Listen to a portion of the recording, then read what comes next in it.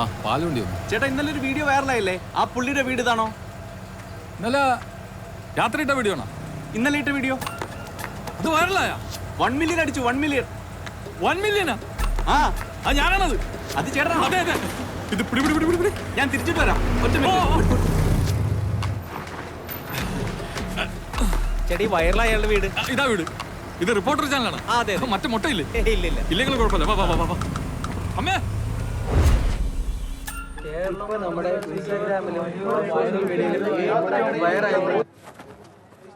നമ്മൾ പഴയ ആൾക്കാരല്ല, സെലിബ്രിറ്റികളാണ്. മനുഷ്യനക്ക് നാണില്ലേ? റീൽസ് ചെയ്യുന്നവന്മാർക്ക് എന്തോന്ന് നാണോടി. അമ്മേ ഇങ്ങനെ നിൽക്കാതെ വല്ല വെള്ളോ ചായോ എടുത്ത് അടിച്ച് കേറി വാ. നീയും വാ. ദൈവമേ കുളിച്ചില്ല.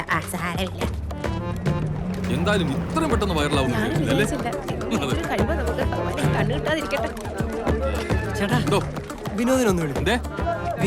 അല്ല വിനോദ് ഡ്യൂട്ടി കഴിഞ്ഞിട്ട് ഇന്നലെ ലേറ്റ് ആയിട്ടാണ് വന്നത്. ഞായറാഴ്ച ഒരു 10-10:30 മണിയാകുമ്പോൾ എഴുന്നേക്കുള്ളൂ. ഇപ്പൊ എന്റെ ഭാര്യയും എന്നെ എടുത്താൽ വിനോദം കൂടി ഉണ്ടായിരുന്നെങ്കിൽ നമുക്ക് ഫാമിലി ആയിട്ട്.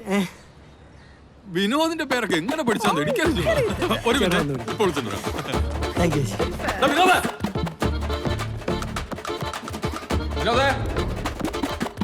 വിനോദേ, ചേട്ടനൊരു നല്ല കാലം വരുമ്പോ ഇങ്ങനെടാ റൂമിൽ കയറി കിടക്കുന്നത്.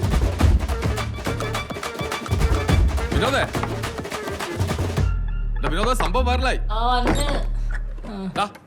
ഏഷ്യാനെറ്റ് 24 നമ്മൾ റിപ്പോർട്ട് എല്ലാരും താഴെ വന്നിട്ടുണ്ട്. എടാ എന്റെ റീൽസ് വൈറലായി. ഞാൻ ഫേമസ് ആണ് ഇപ്പൊ. നീ വാങ്ങട്ടെ. നമുക്ക് പറയാലോ ശ്രീരാജിന്റെ അനിയനാണെന്ന്. എന്റെ വയറ് ഇനി BBC കൂടെ വരുള്ളൂ. ബാക്കി എല്ലാവരും എന്റെ അനിയൻ.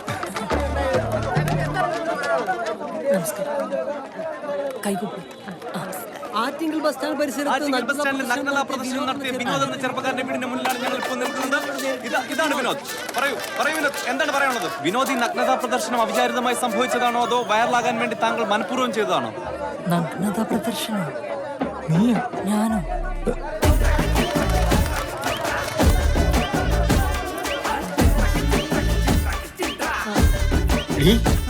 നമ്മുടെ മോനെ നഗ്നതാ പ്രദർശനം നടത്തിയെന്ന്.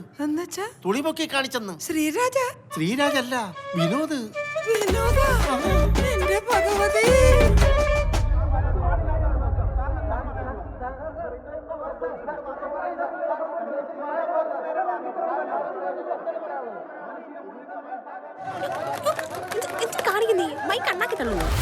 വിവാഹപ്രായം കഴിഞ്ഞിട്ട് പെണ്ണ് കിട്ടാത്തതിന്റെ പ്രതിഷേധമാണോ ഇത്? ചികിത്സയല്ലാതെ ഇതിന് മറ്റൊരു പ്രതിവിധിയുമില്ല എന്നാണ് എനിക്ക് പറയാനുള്ളത്. ഇതൊരു സിനിമയുടെ ഭാഗമായിരുന്നെങ്കിൽ ഉറപ്പായും ഇതിന് A സർട്ടിഫിക്കറ്റ് കിട്ടിയേനെ. ഇത് പാരാഫീലിയ എന്ന മനോരോഗ പട്ടികയിൽ വരുന്ന ഒരുതരം എക്സിബിഷനിസമാണ്. PSC ടെസ്റ്റ് എഴുതി സർക്കാർ സർവീസിൽ കയറിയ ഉദ്യോഗസ്ഥൻ പെരുമാറുന്നത് ഇങ്ങനെയാണെങ്കിൽ ടെസ്റ്റ് എഴുതാതെ കയറിയവരുടെ അവസ്ഥ എന്തായിരിക്കും? KSRTC കംഫർട്ട് സ്റ്റേഷനിലെ ലേഡീസ് ടോയ്ലറ്റിൽ അതിക്രമിച്ച് കയറിയ യുവാവ് നടത്തിയ നഗ്നതാ പ്രദർശനം കേരളത്തെ ഒന്നാകെ ഉത്കണ്ഠയിലാക്കിയിട്ടുണ്ട്. നമ്മുടെ റിപ്പോർട്ടർ സുനിൽ ലൈനിലുണ്ട്. വിനോദ് എന്ന ചെറുപ്പക്കാരൻ സാമൂഹിക പ്രതിബദ്ധതയുള്ള ഒരു ഗവൺമെന്റ് ഉദ്യോഗസ്ഥനായിട്ട് കൂടിയും ഇത്തരത്തിലുള്ള ഒരു പ്രവൃത്തി അത് സമൂഹത്തിന് തന്നെ വളരെയധികം ദോഷകരമാണ്.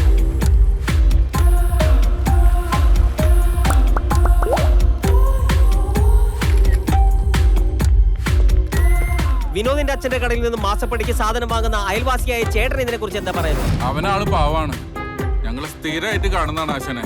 ഒരു പുരുഷന്റെ ടോയ്ലറ്റിലേക്ക് ഒരു പെൺകുട്ടിയാണ് ഇപ്പൊ ഇങ്ങനെ കയറി പോയിരുന്നെങ്കിൽ നിങ്ങൾ ഇങ്ങനെ ഒരു അന്ത്യചർച്ച ഇവിടെ നടത്തുമായിരുന്നു ഇല്ലല്ലോ? ഈ തുണിമുക്കി കാണിച്ചെന്ന് പറയുന്ന പയ്യില്ലേ, അവന്റെ പേരെന്ത്? വിനോദ്. അഴുക്ക പയ്യൻ. അവന്റെ അച്ഛൻ അതിനേക്കാൾ വഴുക്ക.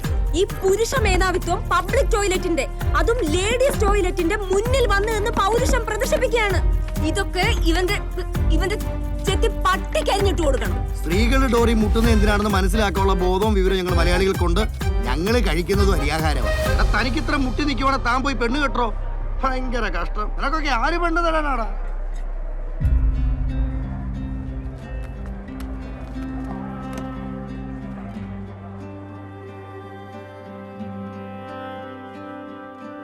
ഈ വഴിയേ ഇനി ഞാൻ തനിയേ ഇത് ശരിയാവുന്നില്ല. എന്തു പറയുന്നു? എന്നാ അതങ്ങ് വിട്ടേക്കട്ടെ. നീ കഴിക്ക്. എനിക്ക് വേണ്ട. എന്തീ കാണിക്കുന്നേ? എന്തെങ്കിലും ഒന്ന് കഴിക്ക്. ഒരു വാക്കും മുഴുവൻ പറയുവാൻ ഇതെവിടെ വേലിയൊക്കെ കെട്ടുന്നത്? ഇവിടെ 2 പെങ്കുച്ചുകളാണേ. ഞങ്ങൾക്ക് ഇതൊന്നും കാണാൻ വയ്യേ. ഒരുത്തനെ വിശ്വസിക്കാൻ കൊള്ളില്ല. അങ്ങോട്ട് വലിച്ചു കേട്ടേട്ടാ. വഴി കേട്ടുവോ പകലിൽ ഇരവിലും വീട്ടിലോട്ട് ചെല്ലു മോനെ.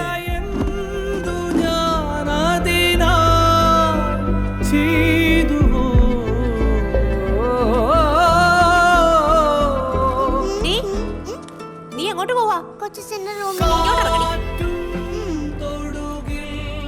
മോൾ ഇനിയും തൊട്ട് കൊച്ചിന്റെ റൂമിലൊന്നും പോകണ്ട കേട്ടോ. ഓരോരുത്തരെ തനിനിറൊക്കെ ഇപ്പോഴല്ലേ മനസ്സിലായത്. മോളതൊന്നും കേൾക്കണ്ട കേട്ടാ. മക്കളെ കൊച്ചതിന്റെ റൂമിൽ പ്രവേശിച്ചു. അതൊരു പെങ്കൊച്ച.